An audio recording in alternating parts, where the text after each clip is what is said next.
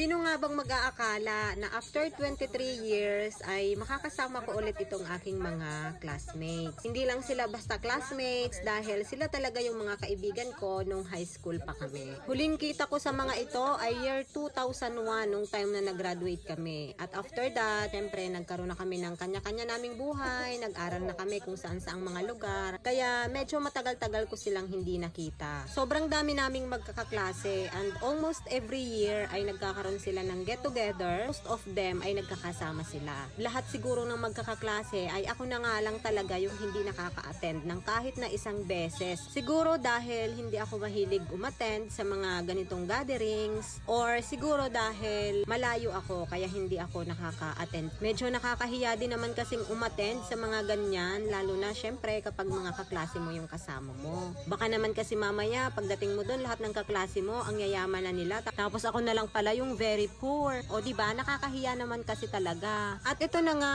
year 2024, nung time na umuwi ako ng Pilipinas last December, ay nagkaroon ng pagkakataon na magkaroon ng get-together.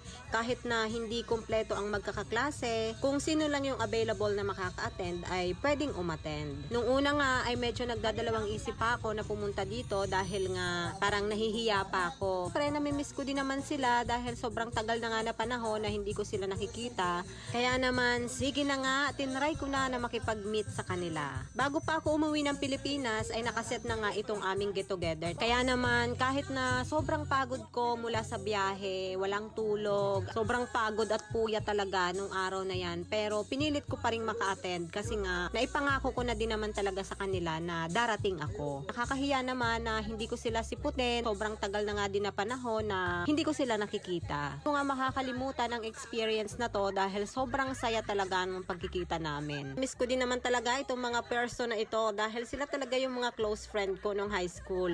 Nakakatuwa pa dahil matagal nga kaming hindi nagkita, nabalikan namin yung mga nakakatuwang pangyayari ng high school life namin. Yun naman talaga ang pinakamasaya, 'di ba? Ang buhay high school. Pagdating nga namin dito sa venue ay ready na nga ang mga food. Sobrang dami, talagang napaka-areglado nitong mga classmates ko. Bukod sa pagkain ay ready na rin ang alak. Mas masaya ang bonding kapag may kaunting inumin, diba? Lalo ngang naging masaya ang dahil naman itong classmate namin na si D.I. ay talaga namang masyadong areglado. Dalan niya ang kanyang tricycle na may lamang sound system. O diba? May sayawan na, may kantahan pa. Na andyan din naman ang aking mga classmate. High school pa lang ay sila na talaga ang magka-love team. At biruin mo nga naman na hanggang sa ngayon ay sila pa rin talaga. Kayo na nga talaga ang my forever, Ate Jane at Edlin. Hay, sobrang saya talaga ng bonding namin na yan. Halos walang katapusang kwentuhan, halakhakan. Lalo na kapag napag-uusapan nga yung mga nakakatuwang pangyayari ng high school. Halos ilan nga lang kaming umattend pero sobrang saya talaga as in. Hindi ko makakalimutan ang bonding na yan dahil first time ko nga pero ganyan pa kainit yung pagtanggap nila sa akin. Hindi pa nga kami kumpleto ng gabing yan dahil meron pa kaming mga inaantay na paparating. Medyo sobrang traffic kasi nung time na yan kaya naman medyo na late yung iba. Katawa pa nga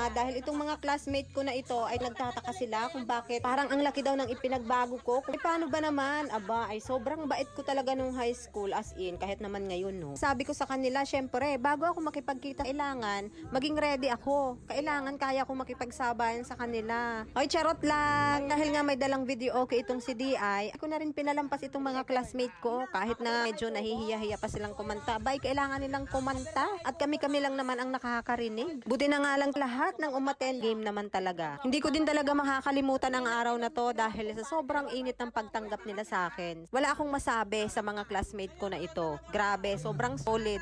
At yun na nga, mukhang masasanay ko pa ang sarili ko na bada uuwi ako, ay dito nga ako dumiretso. Ay, naku po. At bago nga matapos ang video na ito, ay gusto lang pasalamatan itong mga classmate ko na nakasama ko dito. Syempre, unang-una itong aking kumpare, si Paring Nes. Thank you, Parikoy. At naging possible itong ating get together. Grabe, hindi ko talaga to makakalimutan. And of course, itong aking dalawang kaibigan, Ate Jane and Edlin. Mga kaibigan ko sila since high school pa kami. Salamat sa inyong dalawa. Kahit tinatawagan na kayo ng inyong mga Junakis, ay stay pa din kayo para samahan kami. Sobrang solid, grabe. Salamat din dito sa isa ko pang kaibigan, si Ate Kay. Thank you so much, Ate Kay, sa pagpapatuloy mo sa amin dyan sa iyong bahay. Thank you so much din kay Ate Iya. Hindi siya nakuhanan ng video kasi nasa tabi ko siya, kaya hindi siya nahagip ng camera. Thank you so much din sa iyo, Ate Iya, sa iyong presensya, sa iyong pagsama sa amin, at pakikipagkulitan sa aming lahat dyan.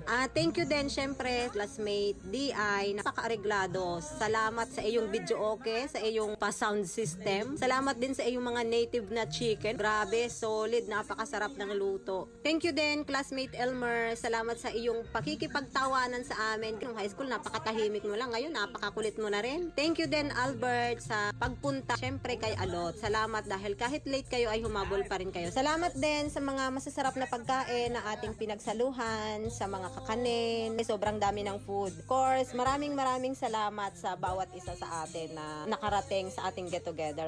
Sana hindi kayo magsawa na tanggapin ako pag ako ay napadaan dyan sa lugar ninyo. Maiksi man yung banding natin, pero grabe, napaka-memorable nun sa akin. Dahil first time ko nga na umattend sa mga ganitong get together, hindi nyo ako binigo. Sobrang salamat. Hindi man tayo kompleto, pero sobrang saya. Sana maulit-ulit, ang susunod ay mas marami na tayo. So paano? Maraming salamat sa bawat isa, and I miss you guys. Till next time.